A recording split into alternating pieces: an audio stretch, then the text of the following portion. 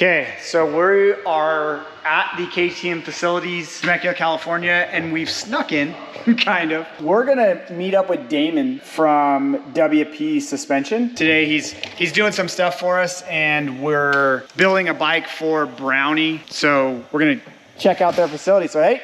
What up, Tilley? What are you doing? We're getting ready to do a shock here for Mike Brown. We're gonna start off with something right off the shelf from WP.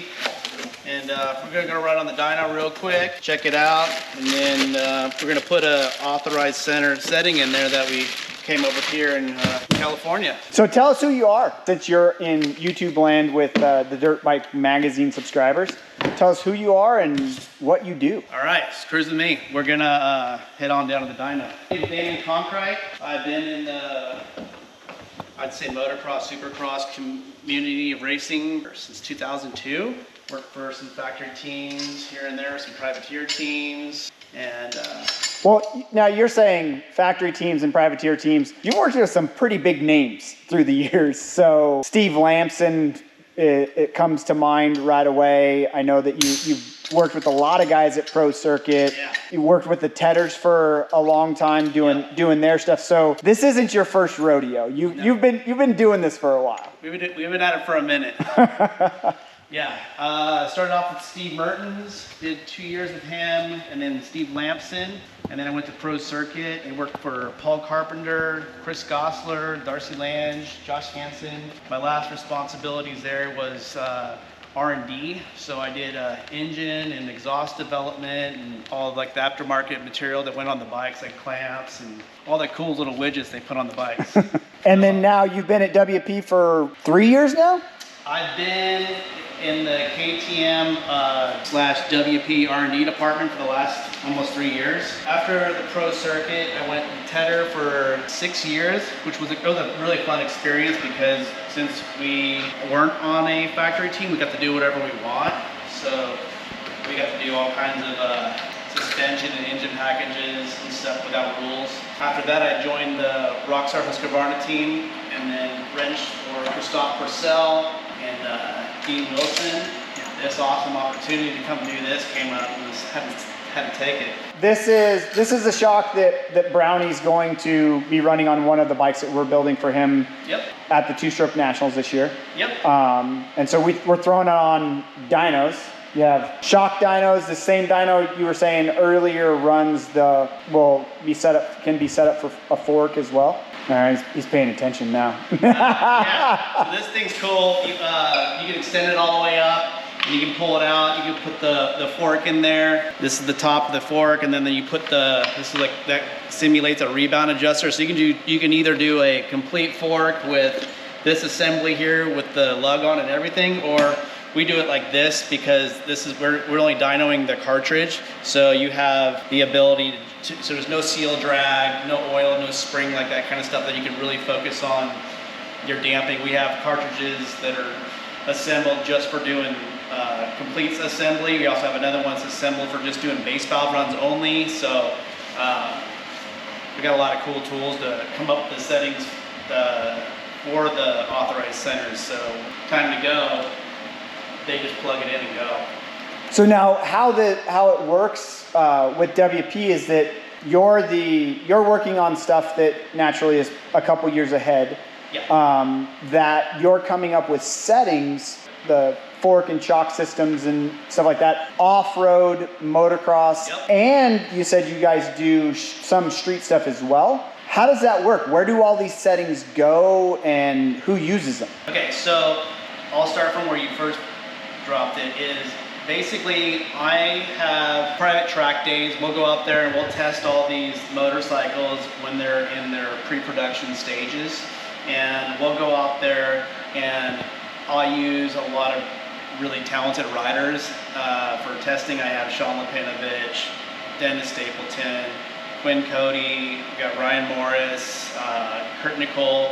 We have a wide range of riders, so we're able to come up with different level settings for everybody, because if I just use pros all day, I'm gonna have a pro setting, and that's probably not gonna work out for the general public. So basically, an example is I do 2 settings for the setting bank that all of our authorized centers have access to. So when a customer buys this shock, they have the ability to pick out a setting, whether it be comfort or like an expert setting. The authorized center can put that in there, and the testing's already been done, and they just have a place to start from. So you're creating the authorized service centers, you're creating their baseline. Yep. Ah, so every bike that comes out, you're testing the pro components on. Yep. And you have a setting so when somebody does go buy these pro components at the authorized service center and goes, okay, hey, I have a brand new 125, and then they know, okay, hey, this is a standard setting, this is what they found works best, and then they kind of they have that to start off with. Yep. So, all right, wow. Yeah. We're gonna give this thing a little run real quick, and I'm gonna show you, this is how this shock comes, and then I'll show you what a, So is this the standard setting that we were talking about? this is the setting that comes in the shock if you bought it and just didn't have that authorized center throw a setting in there for you. This is how it comes. So this first stage of the test is a warm up to get the shock up to temperature before it goes through a series of tests. And is it simulating a moto, or what is it? No, it's just a controlled environment temperature. For us, we use it as standard measuring tool. In a moto, the shocks get really hot. The machine would get pretty hot if we ran it at that temperature, and it also ties up a lot of time.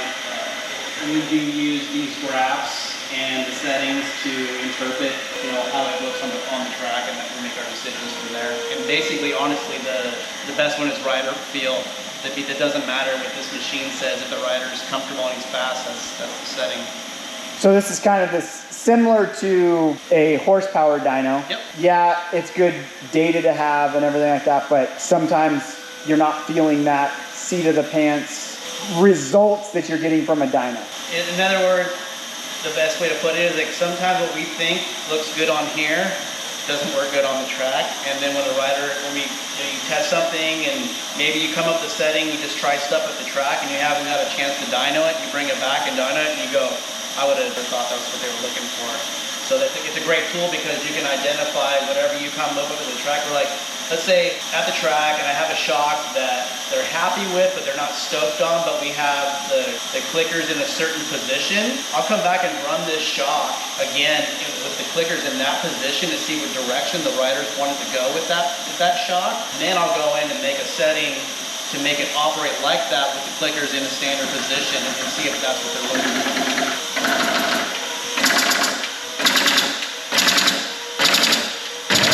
That's how that shock looks. That's how it would come out of the box. And that is a 450 setting, I believe, from Europe. Setting we're gonna put in there for Brownie. The rebounds are real similar, but we don't need that much compression damping for a 125. And that setting that you just showed us is something that you guys came up with at the track. Yep, that's an authorized center setting. If you're riding a model year 23 SX 125, that's the setting right there. And that's available through the authorized service center. Correct. And that's been tested with multiple riders at multiple tracks. We don't just click it up one day and go, okay, that's it. It goes through Paula, Kauai, and Glen Helen. Glen Helen is the test all. It has to work at Glen Helen. Now, with that, how often are you at the track doing this kind of stuff every week? At least 3 days a week. Wow. Yeah. Sometimes 2 based on weather, but Monday's always a prep day, and we'll do Tuesday, Wednesday, Thursday, and then Fridays turn in test reports and do whatever needs to be done. But sometimes if you're off, we don't just go back to the track and waste time. We'll go back to the dyno and figure out where we need to be, because we're always in my position. I'm always starting from scratch. I got a new chassis. I got new components.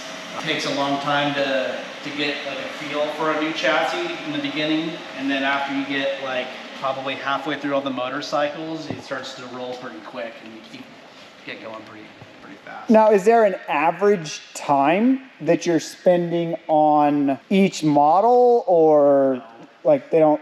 So it's not like a lot of Japanese companies will say, oh, there has to be 200 hours of runtime on this. Once you guys come up with the settings like that durability-wise. Yeah, durability-wise too. That stuff's done before I even get my hands Oh, okay. on it. So you're not on that side. You're just trying to make it work the best it can work. Yeah. It's been proven before I get my hands on it. We do durability, but most of the time it's been done in Europe, and my focus to get the setting, because if I spent my time doing durability, I might spend 2-3 months just doing durability. Because in true durability, you don't get to change anything. You got to leave it together, sealed. Can't pull it apart unless there's an issue, but there's really ever an issue. So we run the hell out of it. They do a lot of that stuff in Austria too. Like the machines they have, the cycle all the bikes through machines. You're like, damn, like I'm sure you would think there would be failures. Yeah. The trauma that they put the bikes through. So you guys are, or you in particular with your test riders, you're searching out the best setting to give to their service centers. Yep. So that they're ready when these bikes hit the dealer's floors. And now all of your stuff is on pro components only, right? Not on stock stuff? Correct, just pro components. I do all the aftermarket pro components here in the US setting wise. I'll do the cross country with the XCs, Moto for the SX, the MC, and the TC models. FC, all three brands from Pure Mobility. So I go out and I'll test on all of those motorcycles, and we'll come up with a comfort setting for someone who's like, like I'd say like a vet rider or weekend warrior guy who's, wants to have something really nice and comfortable.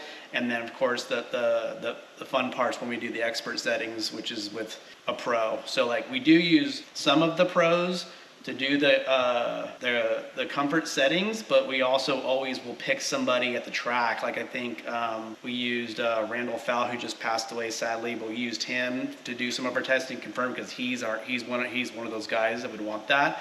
And then we always have somebody that actually would be that particular target ride the bikes. Like we'll go over to the REM track because a lot of those guys are on the REM track.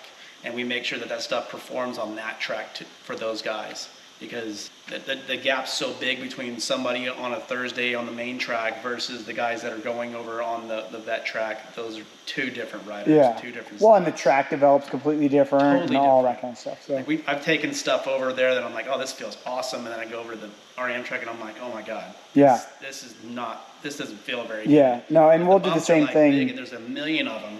And then the rut's like that deep. It's super shallow. They're super tight turns. Harder packed. It develops different because, like you said, it's a slower rider. So they're on the brakes for longer. They get on the brakes sooner. Yep. They get off the throttle. So there's compression braking on the bikes a lot sooner. So the settings are completely different. Or like on paper, it's just like they're big. But those in the night, that's what they want. So we just give it to them. All right. Well, so there you have it. There's a little bit of feedback and kind of the process of what the R&D department does for the WP Suspension Pro components. Thanks, Damon, for the tour and for all the information. So if you want to try these settings, check out your authorized WP dealer. There's a lot. Yeah, there's probably a lot of them out there. So if you see him out at the track, he is actually working. He doesn't just get to ride motorcycles all the time just to hang out and have fun. If you want to know more about WP Suspension, check out their website or go to your local authorized dealer. I'm sure on the WP website there probably is a list of local service centers, but check them out.